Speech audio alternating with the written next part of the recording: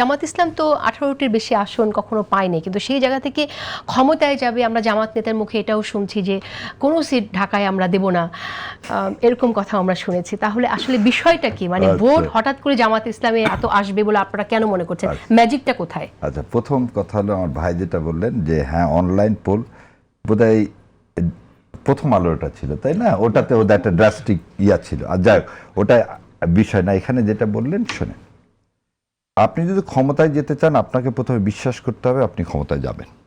আপনি যদি নিজে বিশ্বাস না করেন যে আমি ক্ষমতায় যাব, তাহলে আপনি মানুষকে কিভাবে পথ দেখাবেন? বাংলাদেশ জামাত ইসলাম আমি যতটুকু জানি বলবো না, এই সামিটের পরে মানে তাদের যে ইন্টারকন্টিনেন্টাল যে সামিট, তারপরে আমি মানে বিশ্বাস করি, খালি বিশ্বাস করি না, আমি এটা বিশ্বাস করি যে বাংলাদেশকে আগামীতে 5 বছর যদি বেস্ট ডেলিভারি কেউ দিতে পারেন এবং ইন্টেলেকচুয়ালি এবং রিসোর্সফুলি এবং ইনসাফ ভিত্তিক একটা সমাজ ব্যবস্থা যদি কায়েম করতে পারেন, তাহলে জামাত ইসলামের অল্টারনেটিভ কিছু নাই।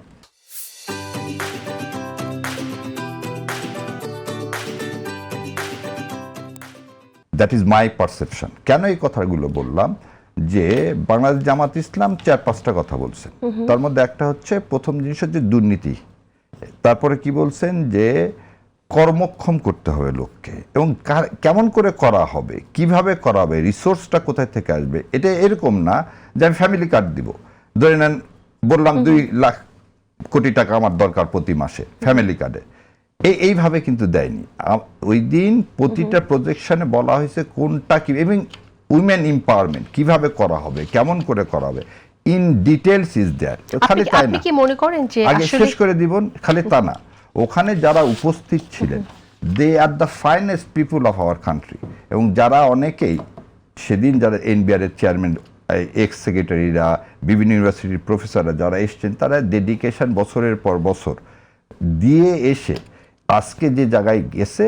সো প্রথমে কয়েকদিন আগে একজন বোধহয় বলছিলেন, উনি একজন সাংবাদিক, যে জামাতের অর্থমন্ত্রী কে হবেন এটাও জামাতের দেখানোর মানে ক্যাপাবিলিটি নাই। তো আমার মনে হয় সেদিন যারা যারা এই অনুষ্ঠানে উপস্থিত ছিলেন তাদের মনে হয় এই জিনিসটা হয়েছে যে একজন অর্থমন্ত্রী না, ওখানে 10 জন অর্থমন্ত্রী হওয়ার মতন লোক ওখানে ক্যাপাবল লোক ওখানে আছে। তারা কি জামাতের নেতা নাকি এই বলে দিলাম জামাতের আবার মতো সমর্থক যারা মন প্রাণ দিয়ে জামাতকে পছন্দ করেন দীর্ঘদিন। একটু আগে বললাম না যে দীর্ঘদিন, আপনাকে একটা জিনিস একটু বলি, এটা না বললে একদম। আজকে আমাকে আমার এক friend, he is the professor of Cardiff university এবং he is one of the finest researcher. তার অনেকগুলো বই আছে, তার নাম হচ্ছে মোকাররম হোসেন। সে মোকাররম হোসেন ভাই আমাকে বলছে, আচ্ছা আপনি আমার নাম তো বললেন না, অনেকের নাম বললেন। So he was the finest, one of the finest. Zubair হচ্ছে মিশিগান ইউনিভার্সিটির প্রফেসর, বুয়েটের ফার্স্ট বলে তার মানে হচ্ছে যোগ্য লোক। তাহলে এই যে কথাটা আপনি বললেন না একটু আগে, এই যে একটা ন্যারেটিভ তৈরি করা যে জামাত ক্ষমতায় গেলে জামাত দেশ চালাতে পারবে না, আমার মনে হয় এই ন্যারেটিভটা অসত্যতা, অসত্যতা প্রমাণ করে দিয়েছে। আমি এখন দুটো প্রশ্ন আপনাকে করি। জামাত দেশ ক্ষমতায় গেলে দেশ কিভাবে পরিচালনা করবে সেটা তো আমরা বুঝতেই পারছি না, কারণ আপনাদের এখানে এক একজন এক এক রকম কথা বলছেন। আপনি বলছেন ইনসাফ কায়েম করার কথা, কিন্তু জামাতের নেতারা তো নিজেদের প্রতি ইনসাফ করছে না, কারণ জামাতের নেতাদের মনে একটা মুখে একটা আনতে হচ্ছে। ভোটের জন্য আপনারা প্রান্তিক জায়গায় গিয়ে বলছেন শরিয়া আইন কায়েম করবেন, কিন্তু আবার বিভিন্ন জায়গায় ইন্টারন্যাশনাল মিডিয়াতে, সিভিল সোসাইটিতে আপনারা বলছেন যে সেটা আপনার ইসলামে শরিয়া আইন কায়েম করবেন না। সেই জায়গায় প্রথম তো আপনার নিজের প্রতি ইনসাফ করতে হবে, সেটা আমরা ঘাটতি আমি মনে করছি। সেই জায়গা থেকে আমার কনসেপশন হচ্ছে এই দেশের মানুষ ঠিকই বুঝে গেছে যে ইনসাফ কি জিনিস, এবং বাংলাদেশ জামাত ইসলামের আমির যেখানে যেখানে যাচ্ছে লক্ষ লক্ষ লোকের সমাবেশ হচ্ছে, লোক বোঝে বলে সে যাচ্ছে, এবং লোক বোঝে বলে জামাত ইসলামের ডাকে সাড়া দিচ্ছেন।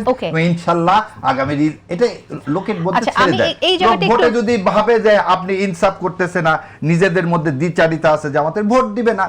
আর যদি ভাবে যে না বাংলাদেশ জামাত ইসলাম যেটা মুখে বলে সেটাই কাজ করে দেখায়, তাহলে লোক ভোট দিবে। So leave it to the people. ইনশাআল্লাহ আর 12 তারিখ আর বেশি দিন নাই। ডেফিনেটলি আপনারাও এই জায়গায় থাকবেন এটা আশা করি, যেটা মানুষের উপরে ছেড়ে দিবেন। কোনো নেতা যেন না বলে যে আমরা আসন দেব না, সেটা শুনতে চাই না। এটা ভালো, এটা ঠিক না। আমি আপনাকে দেখে বললে